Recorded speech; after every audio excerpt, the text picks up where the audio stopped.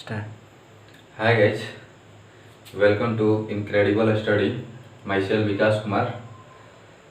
आज हम 10th class के ऐसे चैप्टर पढ़ने जा रहे हैं जिसमें बच्चों को अक्सर शिकायत होती है कि सर ये चैप्टर मुझे हार्ड लगता है, मुझे समझ नहीं आता है, इसका सूत्र बहुत ही कठिन है। तो आज हम इसके बारे में अध्ययन करेंगे और मुझे लगता है कि इसको हम आसानी से कर सकते हैं, आप भी कर सकते हैं।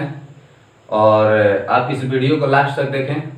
कुछ त्रिकोणमिति के बारे में हम देखते हैं, इसको समझते हैं। तो सबसे पहले चैप्टर स्टार्ट करने से पहले हम त्रिकोणमिति के बारे में जान लेते हैं कि ये होता क्या है, इसमें किस तरह के क्वेश्चन को हल किया जाता है।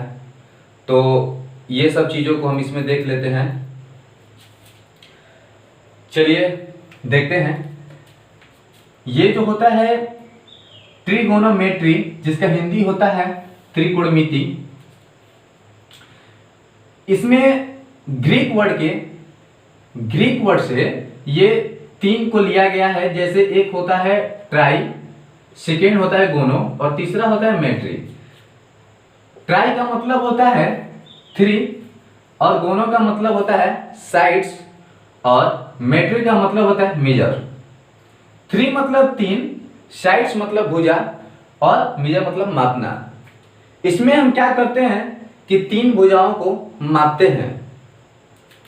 तो 3 भुजा, जिसमें 3 भुजा होता है वो होता है ट्रायंगल।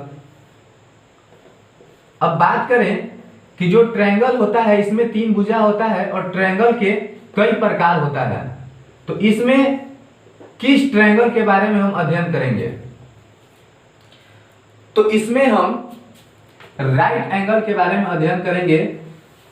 और जो त्रिकोणमिति होता है वो राइट एंगल ही बनता है। इसमें तो और भी बहुत सारे ट्रायंगल होते हैं, जैसे कुछ ये ट्रायंगल हुआ, ये ट्रायंगल हुआ। तो क्या इस त्रिकोणमिति में भुजा को मापने के लिए क्या इस ट्रायंगल का भी भुजा मापा जा सकता है, इसका भी मापा जा सकता है, या सिर्फ राइट एंगल का मापा जा सकता है? तो इसमें देखते हैं कि ये जो ट्रायंगल है इसको अगर बीच से अगर एक हम लंब डाल देते हैं, 90 डिग्री का कोण डाल देते हैं, तो देखते हैं कि इसमें भी 2 राइट एंगल हो गया। तो 2 राइट एंगल हो गया तो इसको अब हम आसानी से हल कर सकते हैं। आगे देखते हैं कि ये हल होता कैसे है और ये कहां पर इसका यूज होता है, किस जगह पर यूज होता है। तो देखते हैं। चलिए सपोज दैट एक मानते हैं कि यहाँ एक कोई बिल्डिंग है और यहां पर कोई एक लड़का खड़ा है। ये लड़का यहां से बिल्डिंग के सबसे ऊपरी कोने पर देखता है। ये लड़का जमीन पर खड़ा है और क्या करता है कि ये लड़का यहां से इसको देखता है। तो इसको देखता है तो यहां पर कुछ कोण बनता है जिसको हम थीटा बोलते, थीटा से डिनोट करते हैं। इसका कुछ नाम दे देते हैं, जैसे इसका नाम दे दिए पी क्यू आर। आपको पता ही है कि हम नाम यहाँ पर कुछ भी दे सकते हैं, A B C D, P Q R, F Y G, कुछ भी इसका नाम हम दे सकते हैं। तो हम इसका नाम दे दिए पी क्यू आर। क्यू जो है मेरा राइट एंगल है और आर जो क्या है, आर यहां से ये लड़का ऊपर की तरफ देख रहा है तो यहां पर एक कोण बन रहा है जिसको हम थीटा बोल रहे हैं।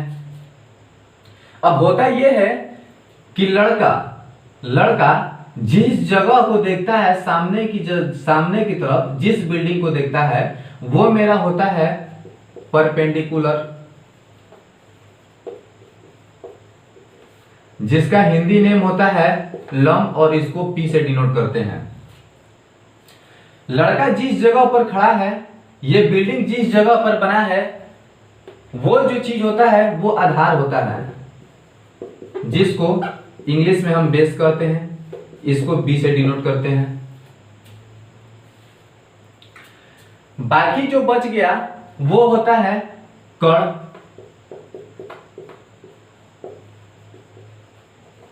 हाइपोटेनिस, जिसको हम एस से डिनोट करते हैं।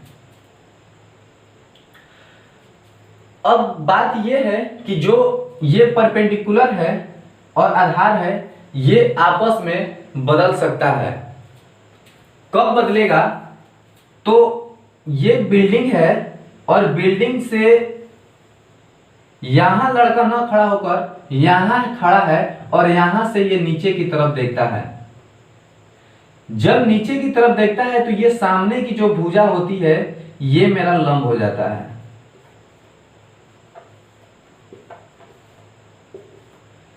और ये जो होती है ये होता है आधार।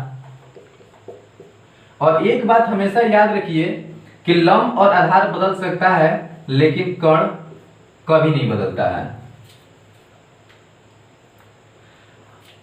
तो अब हम इस बात को समझ गए कि कण क्या होता है, लंब क्या होता है और आधार क्या होता है, इसको किस चीज से डिनोट किया जाता है। अब इसके बारे में कुछ हम और आगे पढ़ेंगे, जिसमें इसको पूरे मैथ को बनाने के लिए 6 अनुपात का यूज करते हैं, जो होता है साइन थीटा, कॉस थीटा और टैन थीटा, और होता है कोसेक थीटा, सेक थीटा और कॉट थीटा। इसको देखते हैं। इसमें हमको सूत्र याद करने की जरूरत नहीं है, हम इसको इसी पर निकालेंगे, देखेंगे। सबसे पहले हम ये चीज जानते हैं साइन थीटा जो होता है वो कोसेक थीटा का अपोजिट होता है, उल्टा होता है। कॉस थीटा जो होता है वो सेक थीटा का अपोजिट होता है, उल्टा होता है। और जो टैन थीटा होता है वो कॉट थीटा का अपोजिट होता है।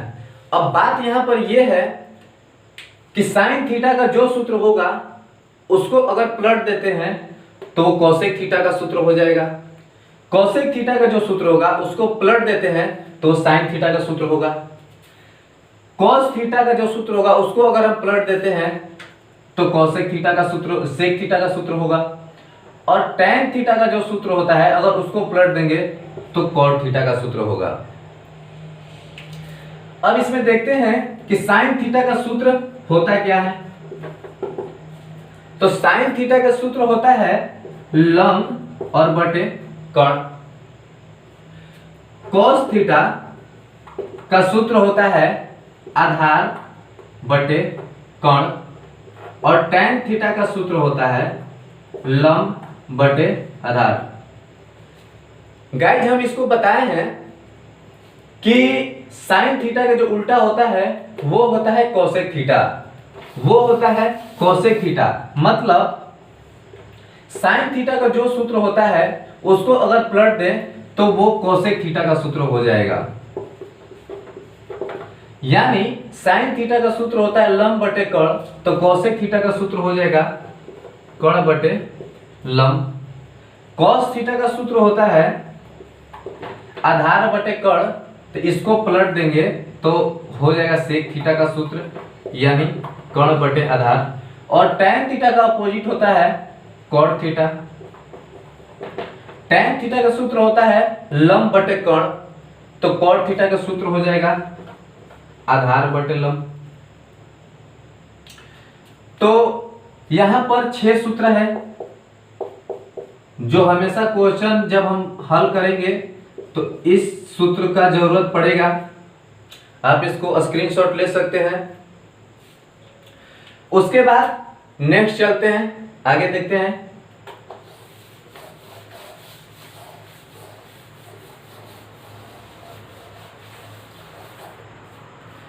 चलिए आगे देखते हैं। आगे जो होता है, अगर ऐसा हो कि कोई एक बिल्डिंग हो, ए बी एक बिल्डिंग है, एक लड़का सी यहां पर खड़ा हुआ है और ये सामने की तरफ देख रहा है। तो हमें पता है कि ये जो होगा ये होगा लंब, ये होगा आधार और ये होगा कर्ण। तो हमेशा क्वेश्चन ये आता है कि ये जो मेरा लंब है परपेंडिकुलर है, इसका कुछ भी मान दे दिया हो, 2 4 5 6 कुछ भी दे दिया हो, यानी अगर बोल दिया जाए कि बिल्डिंग का AB का जो हाइट है वो 2 मीटर है, जो कुछ भी हो, ये जो बेस है इसका मान लेते हैं कि 1 मीटर है। तो अगर हम बात करें कि इसका यहां से लेके यहां जो बीच की दूरी है, डिस्टेंस है, ये कितना होगा, तो ये कैसे निकलेगा। तो इसके लिए हम कुछ सूत्र देखते हैं जिसको हम पाइथागोरस सूत्र कहते हैं। तो कर्ण स्क्वायर बराबर सूत्र होता है लंब स्क्वायर प्लस आधार स्क्वायर। तो यहां पर लंब का मान दे चुका है और आधार का मान भी दे चुका है। कर्ण हमको ज्ञात करना है, तो इस सूत्र पर बैठाकर हम कर्ण ज्ञात कर सकते हैं। सेकेंड सूत्र देखते हैं कि लंब को क्या करते हैं कि लंब को इधर कर लेते हैं, लंब स्क्वायर, कर्ण को इधर करते हैं, कर्ण स्क्वायर माइनस आधार स्क्वायर। ये मेरा दूसरा सूत्र हो गया। और तीसरा सूत्र, अगर हमको आधार ज्ञात करना है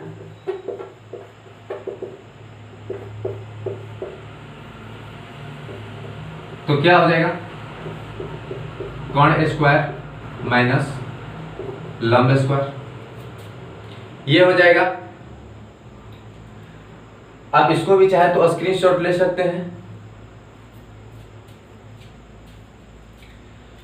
उसके बाद आगे देखते हैं, और भी कुछ सूत्र होता है, और सूत्र वो ये होता है कि साइन थीटा का जो अपोजिट होता है वो होता है कोसेक थीटा। साइन थीटा का अपोजिट होता है कोसेक थीटा।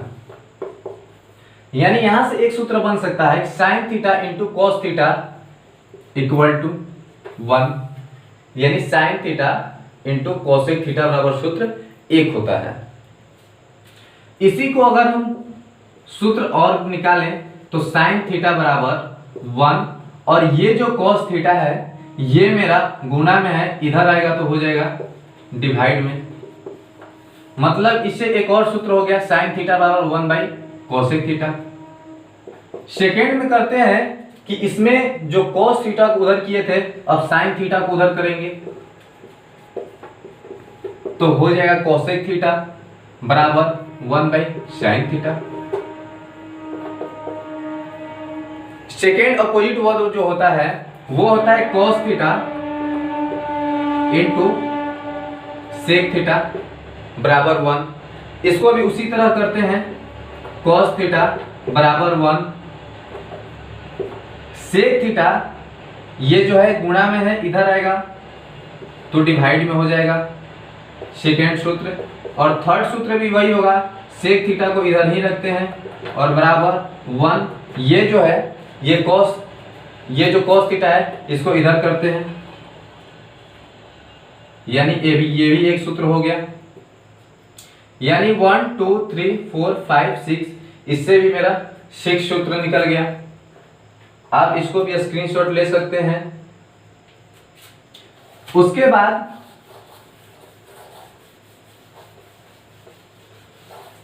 कुछ और सूत्र होता है, उस सूत्र को भी देख लेते हैं। तो वो सूत्र होता है tan थीटा बराबर साइन थीटा बटे कॉस थीटा। ये मेरा एक फर्स्ट सूत्र है। इसको क्या करते हैं कि इसी सूत्र से दूसरा सूत्र भी ज्ञात करते हैं। वो कैसे ज्ञात करते हैं तो देखिए, tan थीटा, ये जो मेरा cos थीटा है ये डिवाइड में है, इसको अगर हम बराबर को इधर लाते हैं तो ये इनटू में हो जाएगा। यानी सेकेंड सूत्र ये हो गया कि साइन थीटा बराबर tan theta into cos theta. ये मेरा सेकेंड सूत्र हो गया। तो इस सूत्र को भी नोट कर लीजिए।